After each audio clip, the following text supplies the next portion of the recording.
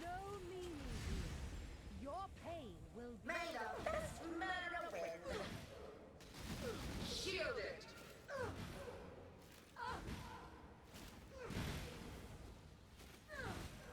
Time's atrophy.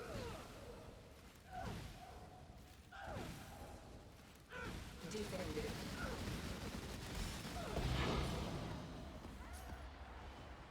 Hello and welcome Exiles to the update to my Blazing Salvo Fork Saboteur. So I swapped some things around. I went to Cast on Crit instead of Spell Slinger, which I was doing for leveling. I went to 4th Vow and Tainted Pact to help basically get some actual defensive layers in combination with my Blood Notch.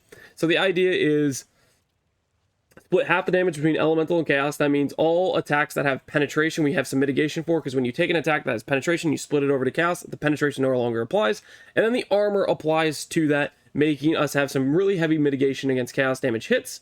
And then on top of that, we also have 90 max all res due to stacking max res from Brian Crown, max res from the shield node, max res from 3 max res on our shield, max res on our gloves, and then max res from Purity of Ice. This is a scuffed way to go for melding. Melding is kind of back in the game in my opinion. This mod right here, if you can get it on a shield, +4 of a certain max res, pretty much negates the entire nerf to melding, and melding's still a very, very strong way to get mitigation. So this is my defensive set for Elemental and Chaos.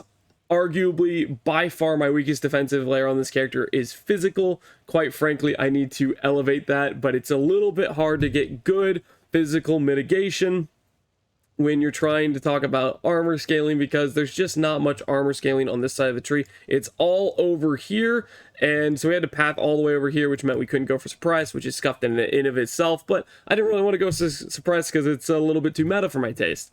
Anyways, Divine Flesh, 4th Vow, Tainted Pact. The idea is, if we aren't dying to one-shots, our weakness are degens, and Tainted Pacts helps us solve that.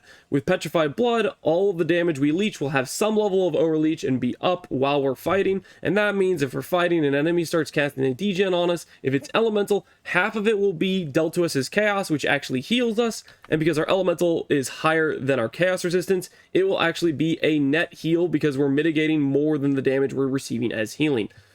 That's kind of the idea for the character. That's what I wanted to go with. It's a little bit stretched too thin. Going for Cast on Crit, Saboteur, and trying to fit in armor, that pulls you in a lot of direction, but I am still pretty happy with it regardless. So let's go ahead and go into a Elder Slayers here. We can showcase this on the character.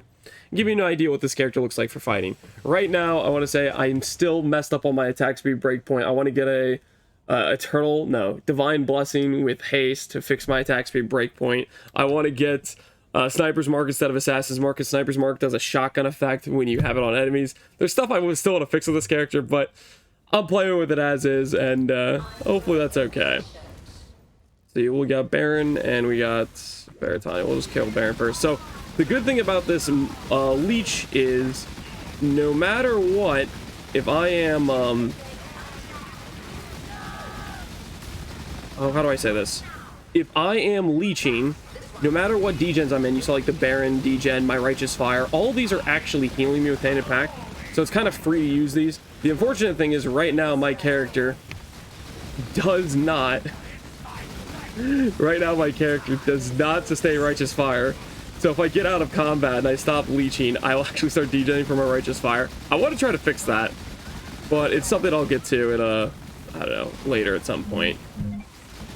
And you can see every time I stop leeching, it's better if you have a bit more overleech. Like every time I stop leeching there, I was in Maven degens and stuff, and now that I stop leeching, I degen for my R if it stops healing me.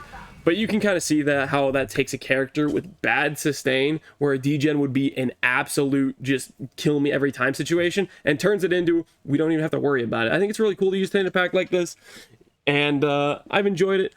All in all, though, it definitely is something you have to balance around getting good leech uptime, and it really depends on you being on it, like, in combat. If enemies have immunity phases and stuff, like, say Cirrus has all his degen ground, and he goes and he disappears or whatever, that degen ground is going to erase you while you're waiting for him to come back into the arena so you can start the leech instance again. That being said, if you're a Slayer, which can inflict really big leech instances and can do overkill leech and stuff like that, you probably can cheese and just be immune to dots if you do this Tainted Pact with Divine Flesh. So I might be tempted to make a Slayer with the Fourth Vow and Tainted Pact because I think it's a really cool combination.